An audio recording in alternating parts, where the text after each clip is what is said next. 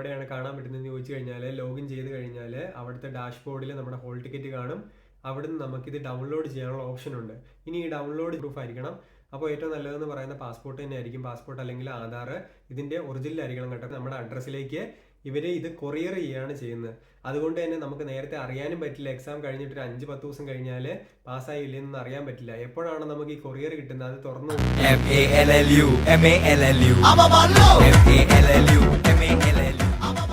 Hey guys, എല്ലാവർക്കും മല്ലു ഫ്രണ്ട്സിന്റെ മറ്റൊരു പുതിയ വീഡിയോയിലേക്ക് സ്വാഗതം. അപ്പോൾ ഇന്നത്തെ വീഡിയോ എന്തിനെ കുറിച്ചാണെന്ന് ചോദിച്ചു കഴിഞ്ഞാൽ ടെൽക്ക് എക്സാമിനെ കുറിച്ചാണ് കേട്ടോ. നമ്മുടെ ചാനലിൽ ഗോയത്തയായിട്ട് ബന്ധപ്പെട്ട് ഇഷ്ടം പോലെ വീഡിയോസ് നമ്മൾ ചെയ്തിട്ടുണ്ട്. ഇതുവരെ നമ്മൾ ടെൽക്ക് എക്സാമായിട്ട് റിലേറ്റഡ് ആയിട്ടുള്ള ഒരു വീഡിയോസ് നമ്മുടെ ചാനലിൽ ചെയ്തിട്ടില്ല. ഇതിനു മുമ്പ് ഗോയത്തയും പിന്നെ ടെൽക്കും ആയിട്ടുള്ള ഒരു കമ്പാരിസൺ വീഡിയോ ചെയ്തിട്ടുണ്ട്. അതല്ലാതെ ടെൽക്കുമായിട്ട് മാത്രമായിട്ടുള്ള ഒരു വീഡിയോ ഇതിനു മുമ്പ് അപ്ലോഡ് ചെയ്തിട്ടില്ല കേട്ടോ. അപ്പോൾ അതുകൊണ്ടാണ് ഇങ്ങനെ ഒരു വീഡിയോ ചെയ്യാന്ന് വെച്ചത്. ഇന്നത്തെ വീഡിയോയിൽ ഞാൻ മെയിൻ ആയിട്ട് എന്തിനെ കുറിച്ചാണ് പറയുന്നതെന്ന് ചോദിച്ചു കഴിഞ്ഞാൽ ടെൽക്ക് എക്സാമിൻ്റെ രജിസ്ട്രേഷൻ പ്രോസസ്സും B1ഉം B2ഉം അതുപോലെ നിങ്ങൾ ഉറപ്പായിട്ടും ടെൽക്ക് എക്സാമിന് പ്രിപ്പയർ ചെയ്യുന്നവരാണെങ്കിൽ അല്ലെങ്കിൽ പ്ലാൻ ചെയ്യുന്നവരാണെങ്കിൽ അറിഞ്ഞിരിക്കേണ്ട ഇമ്പോർട്ടൻ്റ് ആയിട്ടുള്ള കുറച്ച് കാര്യങ്ങളെല്ലാം കൂടെ ചേർത്തിട്ടാണ് ഇന്നത്തെ വീഡിയോയിൽ നോക്കാൻ വേണ്ടി പോകുന്നത്. അപ്പോൾ വീഡിയോ ഫുള്ളായിട്ട് കാണാൻ വേണ്ടി നോക്കുക. പ്രത്യേകിച്ച് എക്സാമിന് പ്രിപ്പയർ ചെയ്യുന്നവരാണെങ്കിൽ കേട്ടോ. നിങ്ങൾ ഗോയത്തേക്ക് പ്രിപ്പയർ ചെയ്യുന്നവരാണല്ലോ ടെൽക്കാണല്ലോ കുഴപ്പമില്ല. പക്ഷേ നമുക്ക് ഇപ്പോൾ എന്താണ് ഗോയത്തേക്ക് ഡേറ്റ് കിട്ടാനൊക്കെ ഉള്ള ബുദ്ധിമുട്ടുള്ളത് കൊണ്ട് തന്നെ ഒരുപാട് പേര് ടെൽക്കും കൂടെ നോക്കുന്നുണ്ട് കേട്ടോ. അങ്ങനെയുള്ളവർക്ക് ഇന്നത്തെ വീഡിയോ വളരെ യൂസ്ഫുൾ ആയിരിക്കും. ടൈം ഒട്ടും വേസ്റ്റ് ചെയ്യുന്നില്ല, നമുക്ക് നേരെ വീഡിയോയിലേക്ക് പോകാം. അപ്പോൾ നമുക്ക് ഓരോരോ പോയിന്റ്സ് ആയിട്ട് പറഞ്ഞു പോകാം അല്ലേ. ആദ്യം തന്നെ ഞാൻ പറയാൻ പോകുന്ന പോയിന്റ് എന്ന് പറയുന്നത് നമുക്ക് എങ്ങനെയാണ് എക്സാമിന് രജിസ്റ്റർ ചെയ്യുന്നതിനെ കുറിച്ചാണ് കേട്ടോ. നമ്മൾ ഗോയത്തെയാണ് സാധാരണ ചെയ്യുന്നത്. എങ്ങനെയെന്ന് ചോദിച്ചു കഴിഞ്ഞാൽ അവർക്കൊരു ടൈം കൊടുത്തിട്ടുണ്ടായിരിക്കും. ആദ്യം നമ്മളൊരു ഡേറ്റ് സെലക്ട് ചെയ്യും, പിന്നെ ഒരു ടൈമും കൊടുത്തിട്ടുണ്ടായിരിക്കും. ആ ടൈമിൽ നമ്മൾ നമ്മുടെ പേയ്മെൻറ്റ് ചെയ്യാനുള്ള ക്രെഡിറ്റ് കാർഡോ ഡെബിറ്റ് കാർഡോ ഒക്കെ ആയിട്ട് റെഡി ആയിരിക്കും. ആ ടൈമിൽ പേയ്മെൻറ്റ് ചെയ്യുക, ഇന്നപോലെ സീറ്റ് എടുക്കുകയാണ്. എപ്പോഴും ഒന്നും സീറ്റ് കിട്ടാറില്ല, കാരണം അത്രയും പെട്ടെന്നാണ് ഗോയത്തയുടെ സീറ്റ് തീർന്നു പോകുന്നത് കേട്ടോ. ടെൽക്കിൻ്റെ കേസിൽ അത്ര ഒരു ബുദ്ധിമുട്ട് നിങ്ങൾ ഒരിക്കലും നിങ്ങൾക്ക് പ്രതീക്ഷിക്കേണ്ടി വരില്ല. കാരണം ടെൽക്ക് കുറച്ചും കൂടെ എളുപ്പമാണ് ഡേറ്റ് കിട്ടാൻ വേണ്ടി. പിന്നെ ഗോയത്തയുടെ അത്രയും വലിയൊരു ഇടി ടെൽക്കിനില്ല. അത് നിങ്ങൾക്ക് നല്ലൊരു കാര്യമാണ്. ടെൽക്ക് പ്രിപ്പയർ ചെയ്യുന്നവർക്ക് കുറച്ചും കൂടെ എളുപ്പമാണ് കിട്ടാൻ വേണ്ടി. പിന്നെ ഇനി ഇതിൻ്റെ എങ്ങനെയാണ് രജിസ്ട്രേഷൻ എന്ന് ചോദിച്ചു കഴിഞ്ഞാൽ എല്ലാ മാസത്തിലെയും ഫസ്റ്റ് വർക്കിംഗ് ഡേയിലാണ് ഇവർ രജിസ്ട്രേഷൻസ് ഓപ്പൺ ചെയ്യുന്നത്. കറക്റ്റ് 9 മണിക്ക്. ആ 9 മണിക്ക് തന്നെ കയറാൻ വേണ്ടി നോക്കുക. അത് കഴിഞ്ഞ് കയറി കഴിഞ്ഞാൽ ഒരു പ്രശ്നം എന്ന് വെച്ച് കഴിഞ്ഞാൽ നമുക്ക് ചിലപ്പോൾ സീറ്റ് കിട്ടിയില്ലെന്നൊക്കെ വരും കേട്ടോ. അതുകൊണ്ട് കറക്റ്റായിട്ട് ഷാർപ്പ് 9 മണിക്ക് തന്നെ റെഡി ആയിരിക്കുക.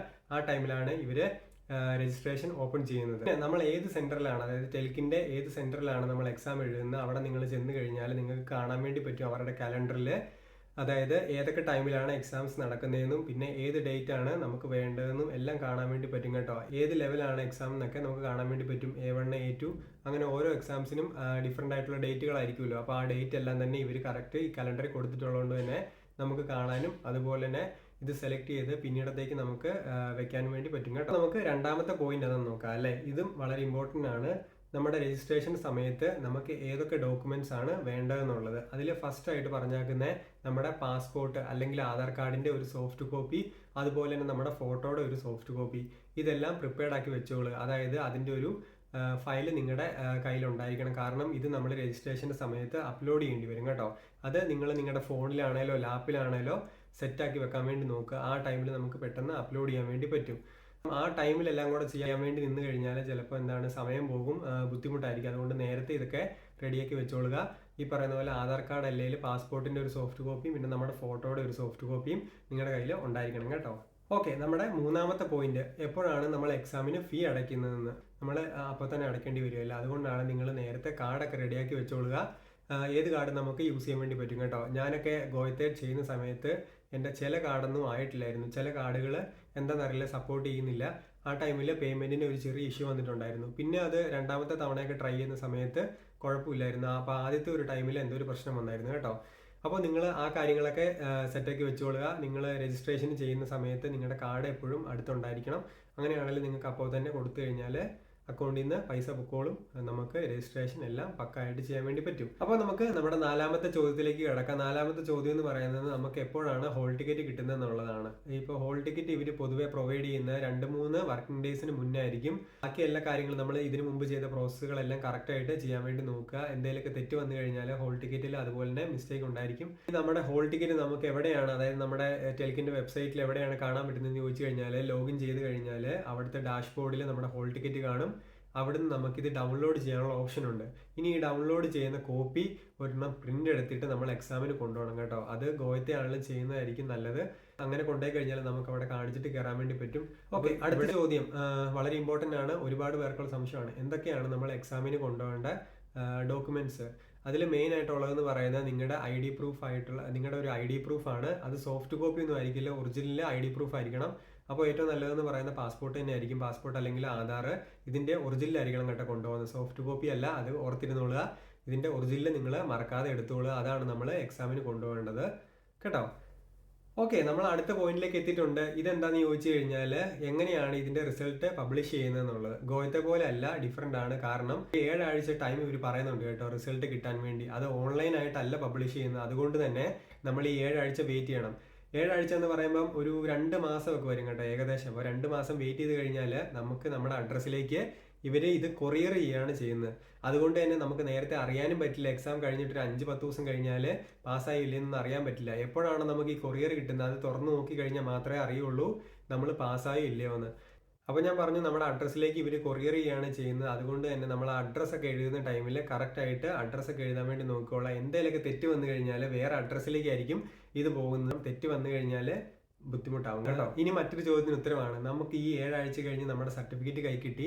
അങ്ങനെ കിട്ടിയ സർട്ടിഫിക്കറ്റിൽ എന്തെങ്കിലും മിസ്റ്റേക്ക് ഉണ്ടെന്ന് നിങ്ങളൊന്ന് വെച്ചോളുക. അങ്ങനെ ഒന്നും ഉണ്ടാവാതിരിക്കട്ടെ. വന്നു കഴിഞ്ഞാൽ അതിലും പാടാണ്.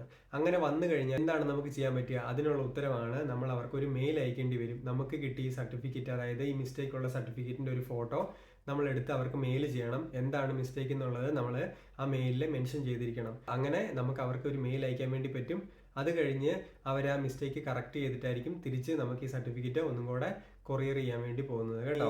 ഇനി നമ്മൾ നോക്കാൻ പോകുന്നത് പറയുന്നത് എക്സാമിന് നിങ്ങൾക്ക് പോകാൻ പറ്റിയില്ല എന്തെങ്കിലും കാരണവശാൽ, അതായത് നിങ്ങൾക്ക് ആരോഗ്യപരമായ എന്തെങ്കിലും പ്രശ്നങ്ങൾ ഉണ്ടായി എക്സാം നിങ്ങൾക്ക് അറ്റൻഡ് ചെയ്യാൻ പറ്റിയില്ലെന്ന് കരുതുക. അങ്ങനെ വന്നു കഴിഞ്ഞാൽ നമുക്ക് റീഫണ്ട് കിട്ടുമെന്നുള്ളതാണ് കേട്ടോ. അങ്ങനത്തെ എന്തെങ്കിലും ഹെൽത്ത് ഇഷ്യൂസ് ഉണ്ടെങ്കിൽ അവർക്ക് മെയിൽ അയക്കുക. അങ്ങനെ ഒരു അസുഖം വന്നു, അത് ഡോക്ടറിന്റെ എന്താണ് തെളിവോട് കൂടി നമ്മൾ അയക്കേണ്ടി വരും കേട്ടോ. വെറുതെ നിങ്ങൾ അവർക്ക് മെയിൽ അയച്ചിട്ട് കാര്യമില്ല. ഈ പറയുന്ന പോലെ ഡോക്ടറിന്റെ ഒപ്പോ കാര്യങ്ങളോ എന്തെങ്കിലും ഉണ്ടായിരിക്കണം.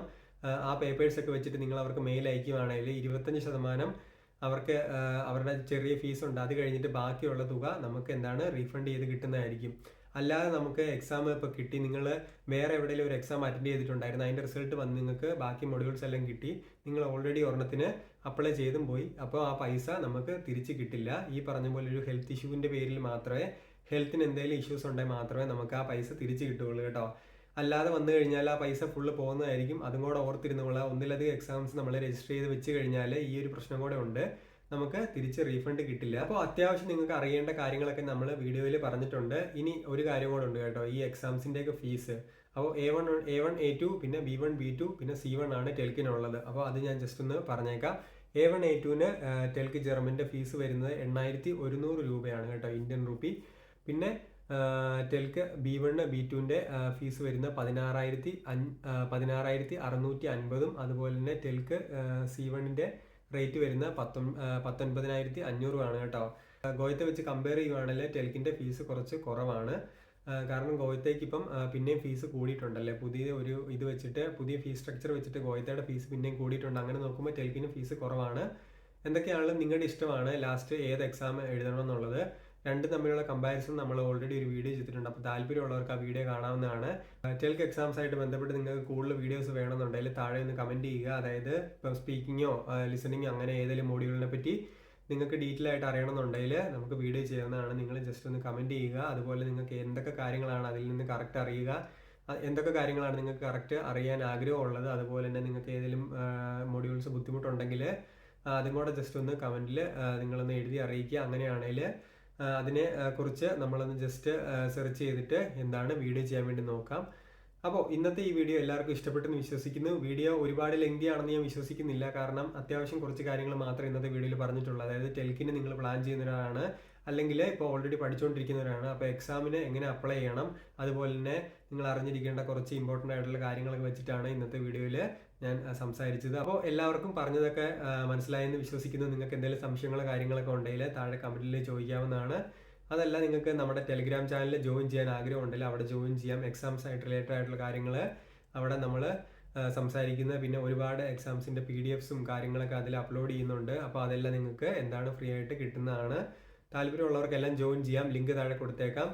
അത്രേ ഉള്ളൂ ഇന്നത്തെ വീഡിയോ. അപ്പോൾ വീഡിയോ എല്ലാവർക്കും ഇഷ്ടപ്പെട്ടെന്ന് വിശ്വസിക്കുന്നു. വീഡിയോ ഇഷ്ടപ്പെട്ട് കഴിഞ്ഞാൽ ചാനൽ മറക്കാതെ സബ്സ്ക്രൈബ് ചെയ്യുക. പുതിയൊരു അടിപൊളി വീഡിയോ ആയിട്ട് വരുന്നവരേക്കും ഗുഡ് ബൈ.